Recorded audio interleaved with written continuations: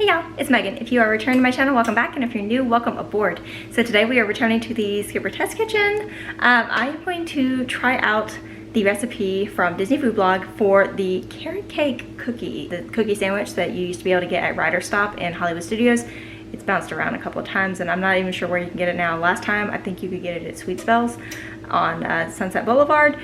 So that's what we're doing today. We are going to test out the recipe for the carrot cake cookie. So here is what you're gonna need for this recipe. It seems like it's gonna be super easy because you just literally start with a boxed cake mix. And then the things that go along with that boxed cake mix, you need your oil, some water, a couple of eggs, well, 3 eggs to be specific. And then for the icing, you're going to need butter, cream cheese, vanilla extract, crushed pineapple, and some powdered sugar. That's all the stuff that you're gonna need to make the cookies. So let's get started. Okay, so to get started, we are going to just mix up the cake mix exactly like it says to on the box. You've got your 1/3 cup of vegetable oil and 3/4 cup of water. Put those in there, and 3 eggs.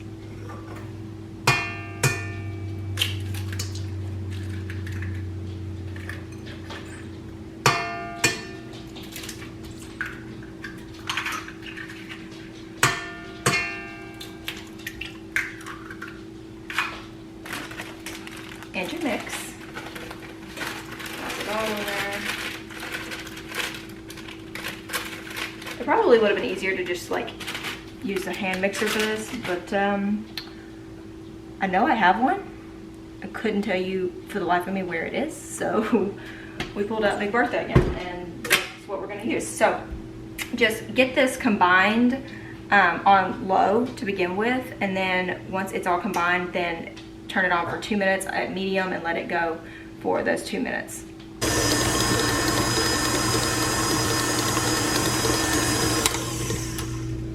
Okay, so now 2 minutes looks like batter. And now we're going to just like we were gonna make cookies, you know, ye old cookie scoop. We're going to put it onto this cookie sheet over here. I have chosen to use parchment paper just because parchment paper makes my life so much easier. So I'm gonna get those scooped out real quick, and then we will get them into this oven that is preheated to 350 degrees.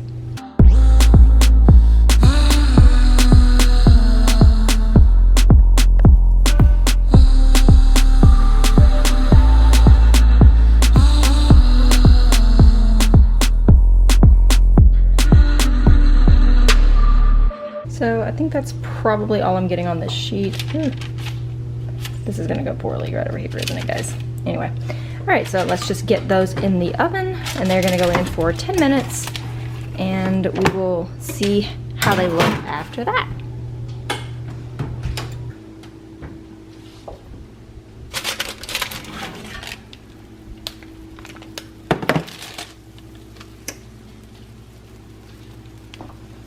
I think those look pretty good.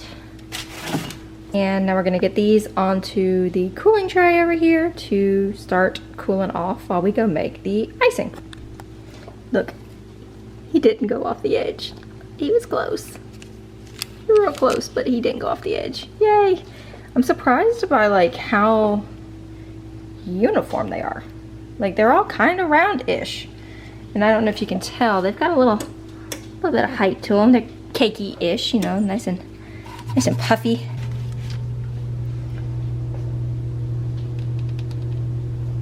So there's our first batch, and we're gonna get those cooling so that they are nice and firmed up on the bottom, ready for their icing. So let's go over here and get that going. So you are gonna need, they say, a cup of sifted powdered sugar. Now I tend to measure powdered sugar with my heart, but we're going to just, you know, we're gonna listen to them. They say a cup, so I have measured out a cup. I swear that's all that's in there. And we're going to get that into our sifter here. Sift out any chunks, any lumps, any bumps. And get that all into our mixing bowl, which I have washed thoroughly, cleaned Big Bertha here. Did anyone else grow up in a house that, because like I have never tasted cookie dough or brownie batter or anything like that that has raw eggs in it. I grew up with a mom who fairly certain the threat of salmonella was scarier than any boogeyman I could have come up with. Salmonella was like public enemy #1 in our house. So I have never tasted any of those things, and even now that I'm an adult, it still terrifies the absolute crap out of me. So I'm not gonna be eating anything with raw eggs in it. So long story short, I have sanitized all of my stuff here. So we've got all of those lumps and bumps and chunks sifted out there. Really, Meg? Good job. So that is the powdered sugar in there. Now to that we are going to add 8 tablespoons, 1 stick, half a cup, however you want to say it, of butter. So I'm going to get that in there, and also a 8-ounce block of cream cheese. I don't know why this is so hard to do with one hand. So there's the butter, and there is the cream cheese. And they are a little soft because I have just had them out for like the 15 minutes that I've been in here in the kitchen. So they're not room temperature or anything, but they are a little bit soft. So we've got those in there. Now I'm going to drain some crushed pineapple. Now, this seemed like a strange addition to me. I'm not sure about this ingredient, why this is going into the icing. I assume it's going to make sense at some point. Let's get you set right there so I can use both hands. We need to drain off the pineapple juice from this. They say to drain it over your sink, but if I'm being honest, I will probably drink this afterwards because I like to get the pineapple, crushed pineapple, pineapple chunks, whatever that's in pineapple juice. Probably you always got it with the heavy syrup growing up, and that's why pineapple I always thought was like way sweeter than what it naturally is.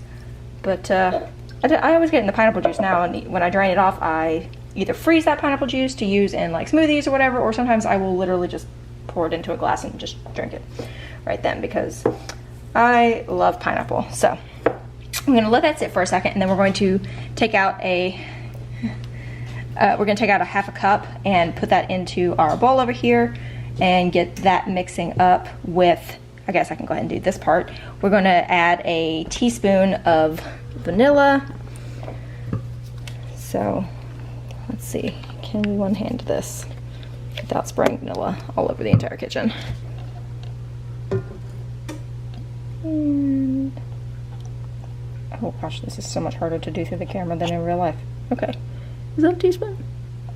Vanilla's another one of those things. You measure that with your heart. So, get that teaspoon of vanilla in there. And now that is ready to go whenever our pineapple finishes draining over here. We'll give that a second. So here is our crushed pineapple. We're going to add a half a cup of that into the rest of our, come on now. Oh my goodness, that was moist. Okay, anyway, add that to our icing ingredients. Do y'all say frosting or icing? I switch back and forth. I don't even know which one I used to consistently say, if I've ever consistently said one. But we are going to now get that mixing and just get everything combined until it looks like icing.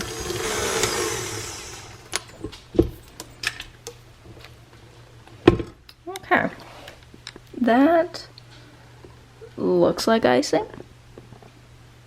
Thought I had dropped you. And I mean, I should probably taste it, right? We need to be extra sure, so I'm just gonna get myself a little spoon here. And just for quality, for science, let's make sure that this does in fact taste like icing and it's completely edible.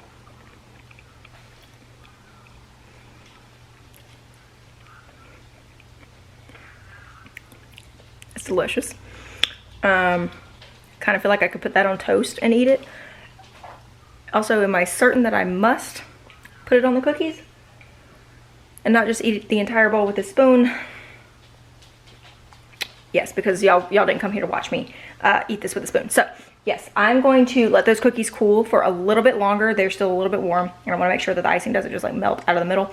So I'm gonna give those probably another 15 minutes or so, and then I'll check back on them, see if they are cool enough to go ahead and put the icing in there, and then we will have a carrot cake cookie sandwich ready to try. So the cookies have cooled over there. I've gone ahead and grabbed a couple right here, and they are nice and cool. So I'm going to just add the icing to them and make my little sandwich now. They said to use a tablespoon or more. I'm probably gonna lean towards the or more because why wouldn't you? But I'm just going to just use like a regular roll spoon and scoop out some and just see kind of what is needed to make a nice little layer in the middle there, and then we will give it a try. Just gonna take this cookie here. I'm gonna dab that on and kind of spread it out. That seems to be pretty good. I mean, this is not any like exact measuring here, but just ye old regular, like not tablespoon, but like spoon that you use at the table. Seems to have gotten that on there pretty good. And then, you know, just take care of that. Don't want to leave any mess. Just make our little sandwich there. So there he is. He's very squishy, very cakey. You can see the cream cheese in there. Looks very tasty. Let's go ahead and give this guy a try.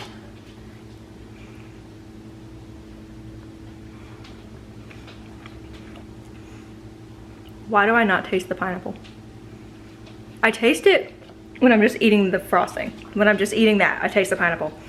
In here, I don't taste it. That's so weird.